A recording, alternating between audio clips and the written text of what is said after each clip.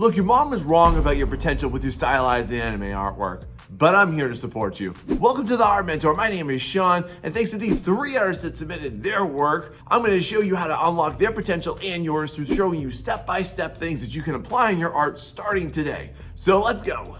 So our first artist today is The Bunny, which you can definitely check out over on Twitter. Definitely go ahead and give them some social media love. I know they'll appreciate that.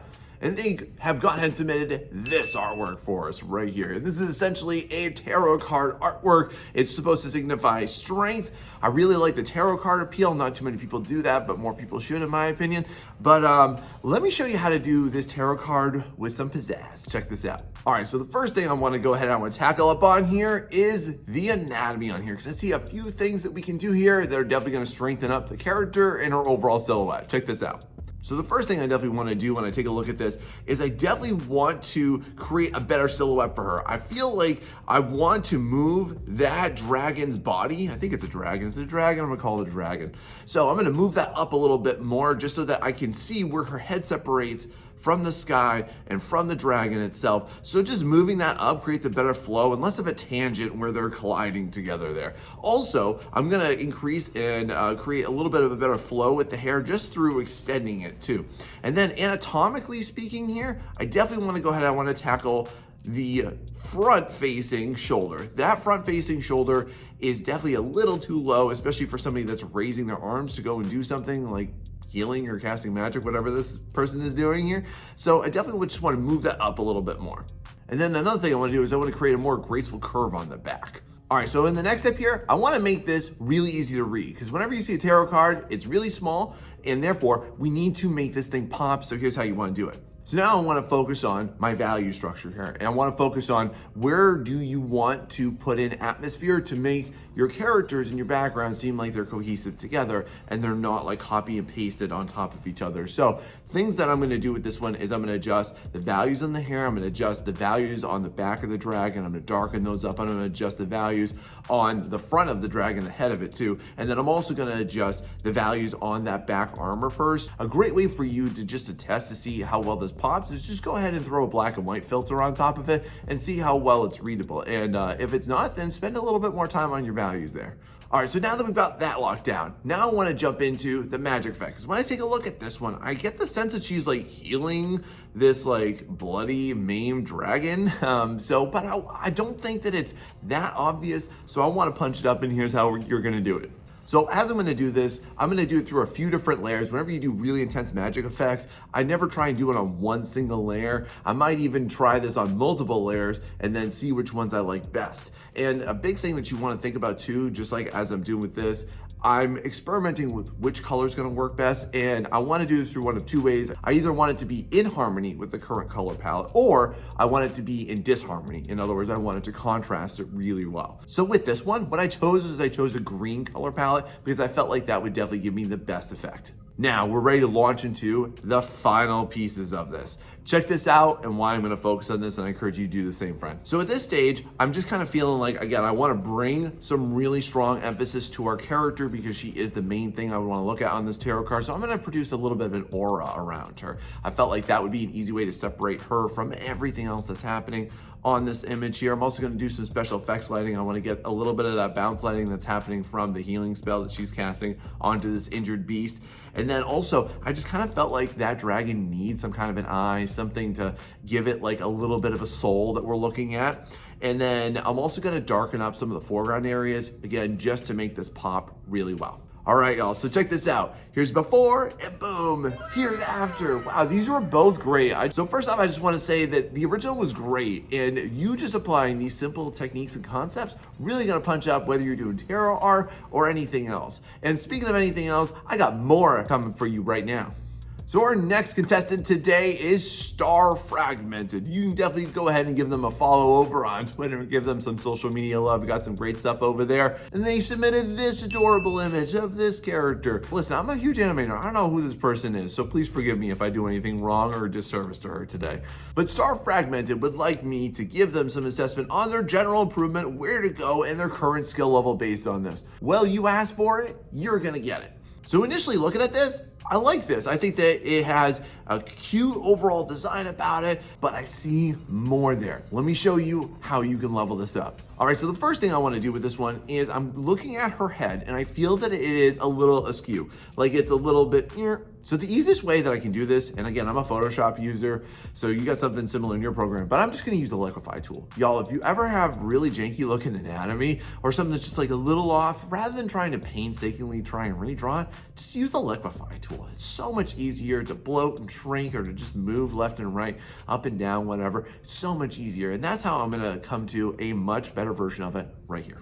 All right, so now that we got that, the next area I'm kind of looking at on this is the shoulder area. I'm noticing two different kind of shapes at the shoulders and a couple other areas I want to touch up. Check this out. When I take a look at the shoulders, I just feel like they're a little bit too high, and it almost looks like an 80s business suit, like how just straight that is. So I want to create a little bit more roundness, particularly like below the shoulder pad. That's typically where you're going to see the shoulders round down a little bit. I'm also looking at her bust from her left side to her right side. They're slightly different sizes, so I definitely want to go ahead and I want to smooth that out and make it more consistent. And that way too, like we're just going to show a consistent character design with consistent anatomy from left side to right side. That's kind of important, right? Great, now I'm really good with the anatomy of this piece. Next, let's move into the lighting of this one because I think we can make this really pop and be dramatic. Check this out. The first thing I'm gonna notice is that there's too many light sources here, and it's a really common thing I see people with. Like if I really take a look at this right here, there's 3 light sources. You have one coming from the top, you got one coming from the left, you got one coming from the right, and it's not consistent. So let's simplify that and see what kind of a difference that'll make. So I understand your anxieties about this, but y'all, just hammer away at one single light source, just one. That's all you got to do, okay? So I'm going to stick to just a traditional top front lighting. It's not usually my favorite one for it, but I'm going to commit to it from this. And from there too, you get a really good sense of form. You're going to get a better 3D sense about it too. And it's going to overall sell your character. It's going to show that you know your fundamentals with that. Now that we got that out of the way, the next level of potential lies in the intensity, because as I take a look at this, I feel like this is crying for some level of saturation in colors. And I've got some great ideas. I'm gonna serve it up to you hot right now. So here what I'm gonna do is I'm gonna take my brush on a hard light mode. You traditionally do this with either a hard light or a vivid light mode. And I'm gonna go ahead, I'm gonna increase just the overall saturation by giving it a much brighter light source. Y'all, I wish that you would get really comfortable with painting with desaturated colors, just like my friend over here, Star Fragmented. However though, if you're gonna do that, it needs to also be in service to the purpose of you bringing saturated colors just for this express purpose, to make it pop, to make it vibrant, to make it stand out a little bit more.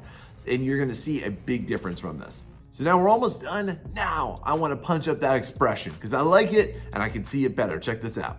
So when you traditionally see any type of anime girl like this one, and I can see that you kind of put this in before, but I just felt like there's not enough blush. And because the blush is really muted, it almost can start to take the appearance of like a bruise or something like that. So I am gonna start to bring that in. I am gonna be a little respectful to the muted color palette, but I'm also gonna bring a little bit of that heated color palette into it as well. The next thing I definitely wanna punch up on here are the eyes. Like this is the focal point of this, are her eyes. All right, y'all. So here's where we started and here's where we ended.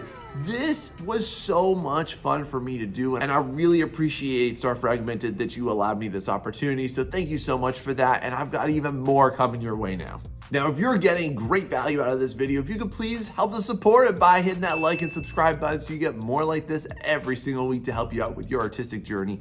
And if you especially need some help with your artistic journey and you wish that you had somebody to tell you exactly what to do and to guide you along, let me tell you about my Art Mentorship program. Y'all, this is not a course, it's not a class, it's not boring generic content, it's me and you. We're working one-on-one, only on the things that you want to do, only on the things that are going to help progress you, only on the things that are going to get you to the next level, to get you into a comfortable spot with your artwork, and I would love to be there for you. And if you're interested in that, go ahead and click on the link in the description and go ahead and fill out my Google form once you get there, and I'll reach out to you. Y'all, now we have Hei Spoon, and you can definitely give them a follow over on Instagram. And they've gone ahead and given us this lovely Persona 3 fan art. Wow. So Hei Spoon tells me that they've reworked this several times and they're just feeling a little frustrated with it. You came to the right guy, because I am gonna show you how to unlock the next level of this one. Check this out. Groups are really hard to nail, and that's why I'm gonna show you how to hit it.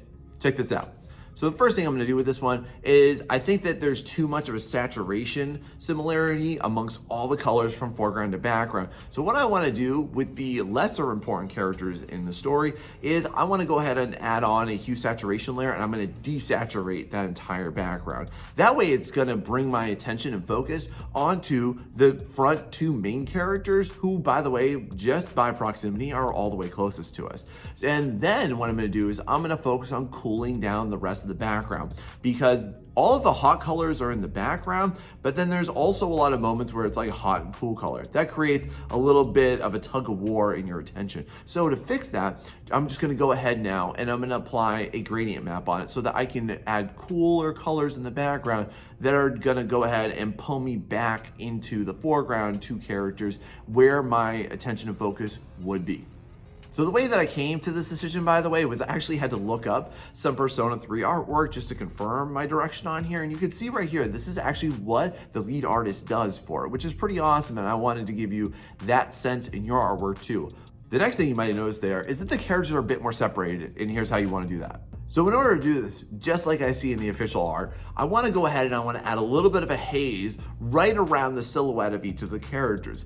By doing this, you're going to be able to allow your viewer to understand where characters start and stop. So one thing that I picked up on seemingly right away on this is that a lot of the characters share the exact same value structures, and that is what prevents them from being easily readable. And then by doing this too, you can create sort of a hierarchy, because whenever you have a group everybody, you have to have a hierarchy of importance. And again, that all needs to shift us 100% towards who do I need to look at? Lead your viewer there, and this helps it. Next, I want to go ahead, I want to add some highlights on here just to help the characters pop more. Check this out. So in a big group scene like this, it can be very hard and clunky just to show where do characters start and stop, where do they end versus where are they beginning, where are things popping forwards and out. So one thing that I want to do that I picked up inspiration on from my reference images of it is I want to add a little bit more of an intense highlight, especially towards the foreground most characters. By doing this again, it's going to help them stand out. It's going to help them be more readable to your viewer. So here's my secret sauce way that I like to do this is I like to go ahead and I just like to draw it in with a really bright, vibrant color. And then I go ahead and I add on a layer effect style, set that to hard light and make that an outer glow. By doing it that way, then you're gonna get a really lovely version of it and just kind of mess around with the values until you get what you want out of it. Next, I wanna increase the contrast on this. So again, all my eyes are going boom, right to that main character. And this is how you can do it. Big thing, I want to contrast those front two characters from when I've already done the background. So by using gradient maps, I want to go ahead and I want to strike a balance where the foreground characters are going to be a little bit warmer, particularly like in faces, you want to suck me into there. And then also I want to cool down what's happening in the background a little bit more and or desaturate it a little bit more. By applying it this way, we're creating a really effective system for who we look at and then next and next and next. And there's basically 4 characters in here, minus the skull and the hand and the door in the background. But lead your viewer through that journey and bring us through that discovery process of like, oh, that, and that, and that, and that, and that. Let it be an experience. Now it's time for some special effects and touch-ups. Let's go. Now I'm just gonna do some really basic and simple color corrections. I wanna make sure, again, that I'm being pulled to the right way. I really like those blue butterflies. I think you did a pretty good job on it. I wanna highlight that a little bit more. And I wanna use that in order to frame my focus on whom I should look at, but then also do it in such a way that it's a service to the narrative elements that you put into here, but so that rather I notice them gradually rather than all at once and all up front. Yeah, Spoon, you gave me this, which was awesome, and then I delivered you the next version of it right here. This is great, and I hope that you can follow along with this too, friend, but we're not done yet. Y'all, have you been sold on this lie that you can't make money on your anime art or your stylized art? Or if you do, then you have to charge dirt cheap. Well, I say no, friend. That's why I made an entire video about it right here where you can see me doing this again and showing people how to monetize what they're making. Go check it out, and thanks so much.